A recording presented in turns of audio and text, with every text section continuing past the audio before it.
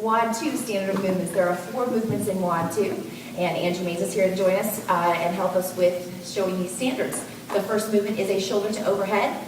You can get the bar to your front rack any way you want. In fact, you could have a teammate help you if you wanted to for some reason, but it will start in front rack position. You can strict press this, straight up overhead. What we're looking for is a hard lockout, elbows locked out, and the bar straight overhead. A no rep would be if it's out in front. That's going to be a no rep today. She can also push press this.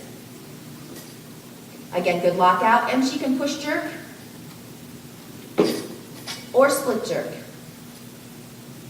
If she split jerks, her feet must come back together before the bar comes down. Another no rep is those jerks can go pretty fast. I need to see her stand all the way up on the push jerk before the bar starts to come down. That would be a no rep. She's bringing that bar down before her knees lock out. So on that push jerk, we are looking for knees locked out, hips opened all the way up, bar still overhead before that bar travels down. That is the first movement. Second movement is the power clean. Power clean standard of movements, the bar must touch the ground every time. She needs to catch this in her front rack position. We're looking for elbows slightly in front of the bar. And we're also looking for hips open and knees locked out.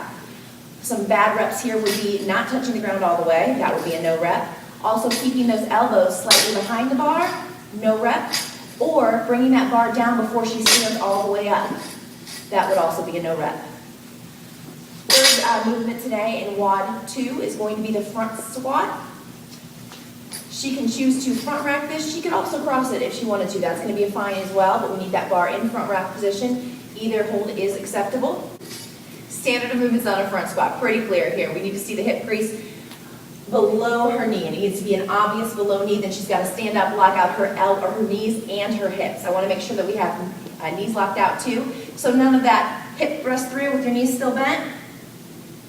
Yeah, that's a no rep. You just stand all the way up. Pretty simple, all right? Standard of movement of the full snatch. Your bar must touch the ground every time, and you need to catch this and show continued motion.